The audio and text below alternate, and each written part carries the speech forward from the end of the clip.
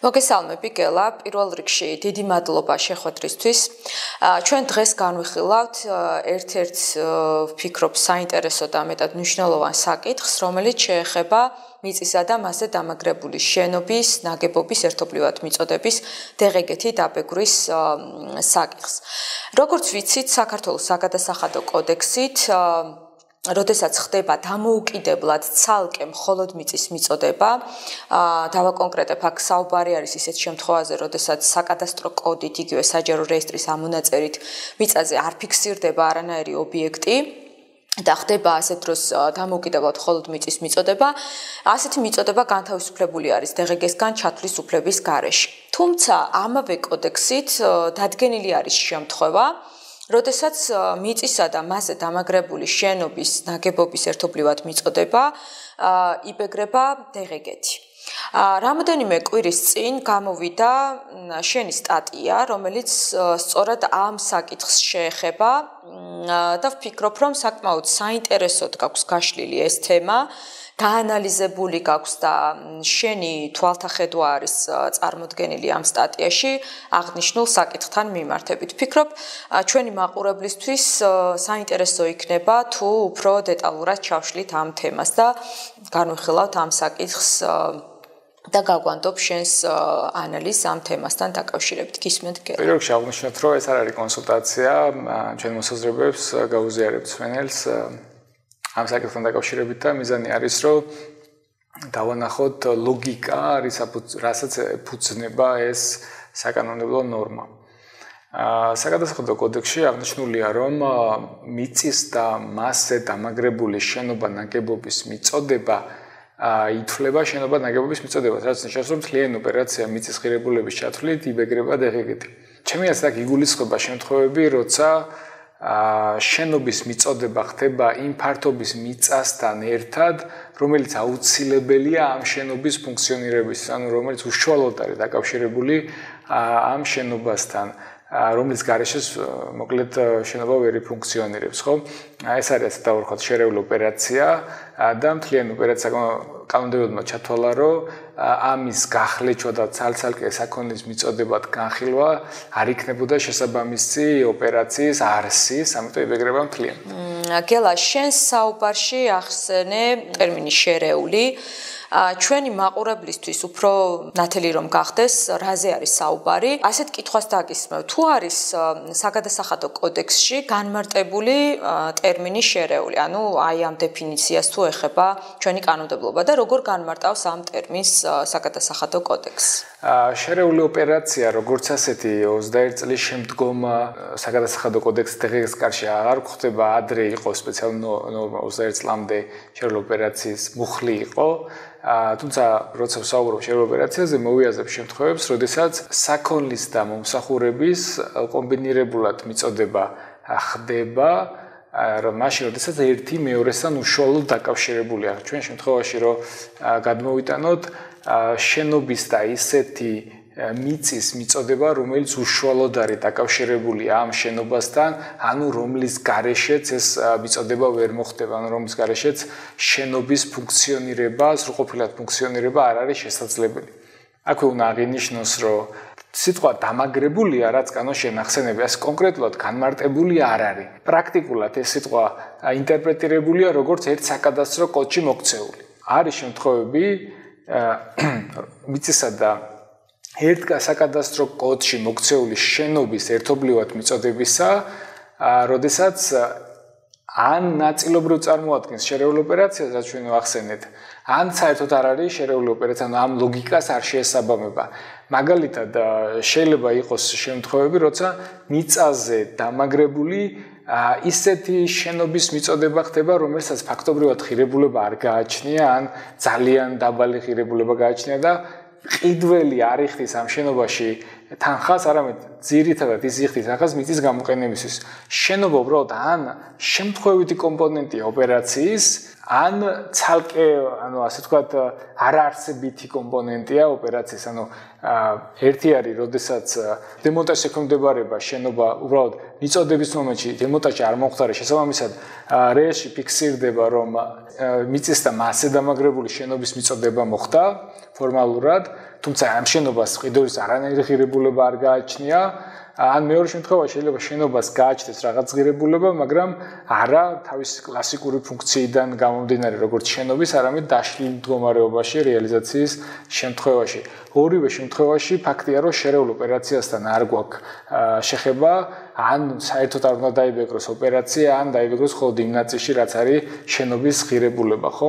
განიხილავს ესეთ თემებს შემოსავლის სამსახურის მეთოდური მითითება, სადაც ამოცემულია მაგალითი 4 ვარიანტისგან შედგება ეს მაგალითი ერთ ვარიანტში მაგალითად წერია რომ დასაბეგრმა პირმა გაყიდა მიწა მასე დამაგრებული შენობასთან ერთად მათ შორის იგულისხმება არაარსებითი ღირებულების შენობა სამშენებლო კომპანიაზე ან სამშენებლო კომპანია მიყიდა ეს საქონელი ერთ ვარიანტში არ დაბეგრილა ოპერაცია საერთოდ დეგეგეთი და შემოწმების დროს აღმოჩნდა რომ უკვე ამ მიწაზე შემოწმების მომენტში აღებულია მშენებლობის ნებართვა და შეფასება ასეთ მაგალითში არის რომ რადგან დგინდება მიზანი ამ ოპერაციის რაც არის მიწის გამოყენება სამშენებლოდ ჩვენ არ დავბეგრავთ ამ ოპერაციას დეგეგეთი ესეთი შეფასება აქვს მეორე ვარიანტია ასეთ მაგალითში რომ სამშენებლო კომპანიამ შეიძინა ასევე პირობა იგივეა შეიძინა მიწა მასე დამაგრებული შენობით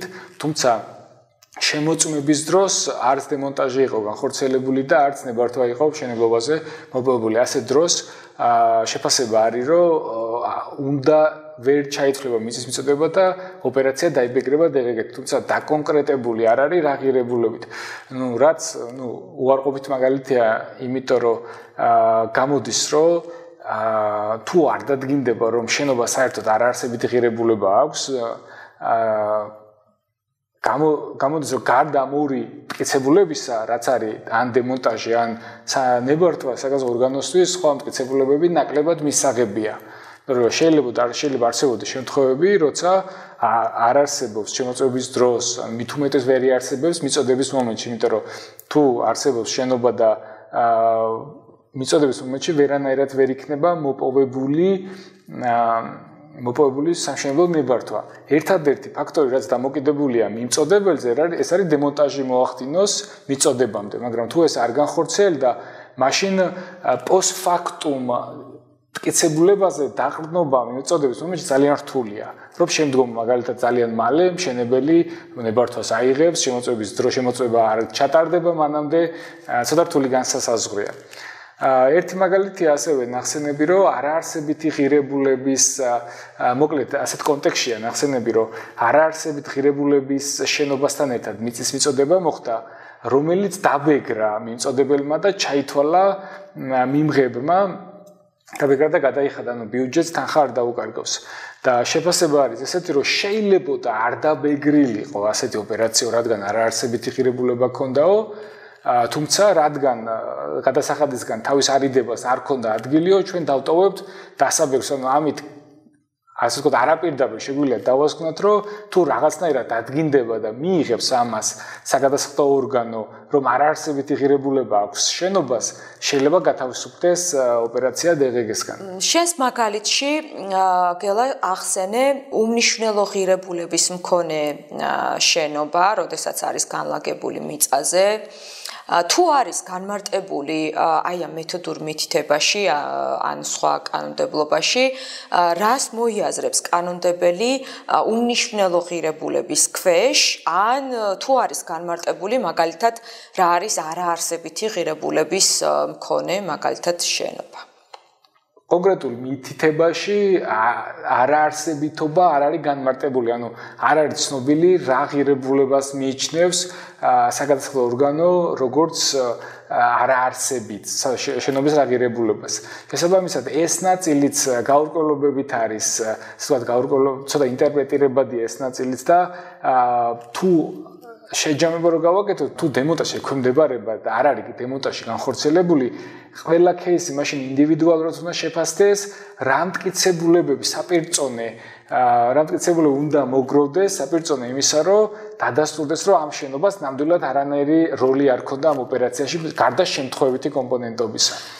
პრაქტიკაში ხშირად არის შემთხვევა, როდესაც მაგალითად საკმაოდ დიდი ფართობის მქონე მიწაზე განლაგებული არის საკმაოდ მცირე ფართობის შენობა. შესაბამისად მიმართავენ ხოლმე დაინტერესებული პირები საგადასახადო ექსპერტებს, რა შეიძლება მოვიმოქმედოთ იმისთვის, რომ ერთობლივად არ დაებეგროთ მათ მსგავსი ოპერაცია დღეგეთი. ანუ გამომდინარე იქიდან, რომ ზოგადად მიწისა და მასზე დამაგრებული შენობის ერთობლივად მიწოდება დღეგეთი იბეგრება, ვფიქრობ, საკმაოდ არასამართლიანი იქნება ალბათ, თუ ვიტყვით, რომ როდესაც საკმაოდ დიდი ფართობის მიწაზე მცირე მოცულობის შენობა არის განთავსებული, თუმცა ვიტყოდი, რომ ეს შენობაც საკმაოდ მნიშვნელოვანი ღირებულების არის, ერთობლივად დაიბეგროს დღეგეთი. აი, თუ არის მაგალითად შესაძლებელი, მოხდეს საკადასტრო კოდით გაყოფა დამოუკიდებლად მაგალითად ცალკე მიწის, ისე რომ მასზე არანაირი ნაგებობა არ იყოს განთავსებული და მისი მიწოდება არ დავბეგროთ დღეგეთი და გავყოთ მეორე ნაწილად, როდესაც უკვე მიწაზე არის განთავსებული ისეთი შენობა, რომელიც საჭირო არის ამ შენობის ფუნქციონირებისთვის და მაგალითად ვერ მოხდება დამოუკიდებლად მისი მიწოდება.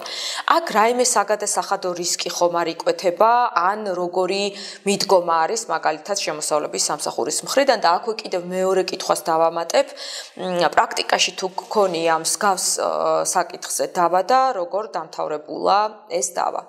მადლობა. ეს უკვე ესეთი კატეგორია მიწოდების, როდესაც შენობა ისევ მნიშვნელოვანი კომპონენტია ოპერაციაში, თუმცა მიწის თლიანი ფართობი არ არის უშუალოდ დაკავშირებული ამ შენობასთან. მაგალითად, რო განვიხილოთ 400 კვადრატული შენობა და ერთ საკადასტრო კოდშია მოქცეული პირობითად 10000 კვადრატულ მიწასთან და მათი ერთობლივად გაყოფის გარეშე მიწოდება მოხდა, ხო? თუ ახლა რაიმე განსაკუთრებული ახსნა არ აქვს, წესით 400 კვადრატულ შენობას არ ჭირდება ფუნქციონირებისთვის 10000 კვადრატული მიწა. დაუშვათ, რომ დადგინდა, რომ 1000 კვადრატული მიწა არის საკმარისი ამ შენობის სრულყოფილად ფუნქციონირებისთვის, გამოდის, რომ ამ დაშვებით გამოდის, რომ 9000 კვადრატული მიწას აქვს დამოუკიდებელი მახასიათებელი და ის არ წარმოადგენს შერეული, რასაც ჩვენ ვახსენებთ, შერეული ოპერაციის შემადგენელ ნაწილს. შესაბამისად, წესით ლოგიკურად ჩემი აზრით ეს არ უნდა იყოს დაბეგრილი დღეგეთი უნდა დაიბეგროს ხოლმე შენო მიწის ის ფართობი, რაც აუცილებელია და უშუალოდ არის დაკავშირებული შენობასთან. თუმცა თუ მიწოდების მომენტში არ იქნა გაყოფილი საკადასტრო კოდები, უკვე მტკიცების ტვირთი გამოდის უკვე გადამხდელის არის, რომ ამტკიცოს, რომ არა ის შენობა არ იყო მასზე დამაგრებული, ის არ იყო დაკავშირებული, ხო? შენ კითხოს რაც შეეხება თუ რეალურად მართლაც არ უკავშირდება ამ შენობას და ეს არ ხდება გადასახადის თავისუფლების მიზნით, ჩემი აზრით პირიქით შინაარსობრივად, შინაარსთან უფრო ახლოს იქნება ცალ-ცალკე მიწოდებები, ანუ ცალ-ცალკე საკადასტრო კოდით, ვიდრე ერთ კოდში მიწოდება, იმიტომ რომ თუ ნამდვილად ის მიწა თავისი დამოუკიდებელი მახასიათებელი აქვს და რისთვისაც ყიდულობს მყიდველი მას, უფრო სწორი იქნება და ამ შემთხვევაში არ უნდა დაიბეგროს. თუ ისეთი შემთხვევაა, როდესაც ბევრად დიდი ფართობის მიწაზე დგას შენობა, რაც საჭირო იქნებოდა გაყოფა და ის დანარჩენი არ არის აუცილებელი ამ შენობის ფუნქციონირებისთვის, ჩემი აზრით, მანდ გაყოფა ლოგიკურია და გავრცელებული პრაქტიკაც არის პრინციპში. მე მქონდა პრაქტიკაში შემთხვევა, როდესაც საგადასახადო დავა მიმდინარეობდა, კლიენტმა გამოიტანა კაპიტალიდან შენობა მასზე დამაგრებული მიწა, მასზე დამაგრებული შენობით, ანუ შენობა თავისი მიწით, ხო? 400 კვადრატულ შენობაზე იყო საუბარი და 6000 თუ ზუსტად არ მახსოვს 7000 კვადრატულ მიწაზე. გამოტანის დროს არ იყო გაყოფილი საკადასტრო კოდები, საერთოდ შეცდომით არ დაბეგრა კომპანიამ ასეთი ტრანზაქცია, შემოსავლის სამსახურმა მთლიანი ოპერაცია, მთლიანი ღირებულება დაუბეგრა და დავის პროცესში მოხდა საკადასტრო კოდების გაყოფა და ეს დააკმაყოფილა საკადასახადო ორგანომ. ანუ პრაქტიკიდან შეიძლება ითქვას, რომ საკადასტრო ორგანოსთვის მისაღებია ეს მიდგომა, იმ დაშვებით ვამბობ, რომ გადასახადებისგან თავის არიდების მიზნით არ ხდება გაყოფა. მადლობა გელა, ვფიქრობ საინტერესო იყო ჩვენი დღევანდელი დისკუსია და საბოლოო შეჯამება რომ გავაკეთოთ. მოკლედ რო შევაჯამოთ შენობა მიწის და მასზე დამაგრებული შენობის მიწოდება იბეგრება მთლიანად DGGT კანონის მიხედვით, თუმცა ჩემი აზრით ეს მოიაზრებს ისეთ ერთობლივ მიწოდებას, როდესაც შენობის მიწოდება ხდება იმ ფართობის მიწასთან ერთად, რომელიც აუცილებელია ამ შენობის ფუნქციონირებისთვის. თუ შენობის მიწოდება ხდება იმაზე ბევრად დიდი ფართობის მიწასთან ერთად, ერთ საკადასტრო პოზიციაა მოქცეული, ვიდრე საჭირო ამ შენობის ფუნქციონირებისთვის, ჩემი აზრით ეს ოპერაცია მთლიანად არ არის შერეული ოპერაცია, მხოლოდ ნაწილობრივ შენობის მიწის იმ ნაწილთან მიმართებით, რომელიც აუცილებელია ამ შენობის ფუნქციონირებისთვის. იდეალური იქნება თუ თავიდანვე არ განხორციელდება ეს ოპერაცია, როგორც ერთ საკადასტრო კოდში მოქცეული აქტივის მიწოდებად, არამედ ჩემი აზრით, იმ დაშვებით კიდე ერთხელ ამბობ, რომ გადასახადების თავის არიდების მიზნით არ ხდება, არამედ ლოგიკურ ჩარჩოებში დაჭდება, რომ ცალკე მოხდეს ოპერაციის, ასე ვთქვათ, გაყოფა და ცალკე მიწის მიწოდება და ცალკე შენობის მასე მიწასთან ერთად, რომელიც აუცილებელია ამ შენობის ფუნქციონირებისთვის, ასეთ შემთხვევაში ცალკე მიწა წესით არ უნდა დაიბეგროს, მე მაგაში დიდ პრობლემას ვერ ხედავ და ხშირადაც პრაქტიკაში და ერთი მაგალითიც უკვე გითხარით, რომ დავამ დააკმაყოფილა. და მესამე შემთხვევაა, როდესაც ფორმალურად მიწის და მასზე დამაგრებული შენობა ნაგებობის მიწოდება ხდება, თუმცა შენობას ან არანაირი ღირებულება არ გააჩნია, შემთხვევითი კომპონენტი უბრალოდ არ დაშლილა იმ დროს და მაგითო ფიქსირდება საჯარო რეესტრში, ან აქვს რაღაც მინიმალური ღირებულება და ოპერაციის მიზანი არ არის შენობის გამოყენება, არამედ მიწით სარგებლობა არის. ასეთ შემთხვევაში თქვით, რამდენიმე შემთხვევას განიხილავს მეთოდური, თუმცა არის кейსები, როცა მეთოდურით აღარ არის უკვე ეს დაფარული, ასე ვთქვათ, ნამსჯელი. ასეთ შემთხვევაში შეიძლება არ იყოს დემონტაჟი განხორციელებული, შეიძლება ვერ დგინდება, არ ქონდეს არაარსებითი ღირებულება შენობას, თუმცა მეორე საკითხია რა არის, ანუ საკაზ ორგანოსთვის არაარსებითი ღირებულება შეიძლება არ ქონდეს შენობას, ან არ იყოს მოპოვებული სამშენებლო ნებართვა, ხო? ასეთ დროს ყველა кейსი ინდივიდუალურად ანალიზი უნდა მოხდეს, შეიძლება რაღაც შემთხვევაში დაბეგვრაც, განსაკუთრებით დაბალი ღირებულების შემთხვევაში დაბეგვრაც ღირდეს, რომ ზედმეტი ასე თქვა თავის ტკივილის ასარიდებლად თუ მეორე მხარე ისედაც ჩათვლას ახორციელებს ასეთ ოპერაციაზე და გადასახადის გადაარიდება არ ხდება, ან განსაკუთრებით დიდი ასე თქვა ღირებულების შემთხვევაში შეიძლება წინასწარი გადაწყვეტილების აღებაც კი გახდეს საჭირო, ან ნებისმიერ შემთხვევაში кейს ჭირდება ინდივიდუალური განხილვა და ანალიზი იმისა, რა მტკიცებულებების მოპოვებაა შესაძლებელი და მხოლოდ ამის შემდეგ გადაწყვეტილების მიღება რა გზას აირჩევს კომპანია. დაბეგრავს ან გაათავისუფლებს პირდაპირ ზედმეტი დავუშვათ წინასწარი ან შეიძლება წინასწარი გადაწყვეტილების შემდეგ გაათავისუფლოს მხოლოდ. დიდი მადლობა გელა. ვფიქრობ საინტერესო იყო ჩვენ დღევანდელი შეხვედრა. გემშვიდობები მომავალ შეხვედრამდე.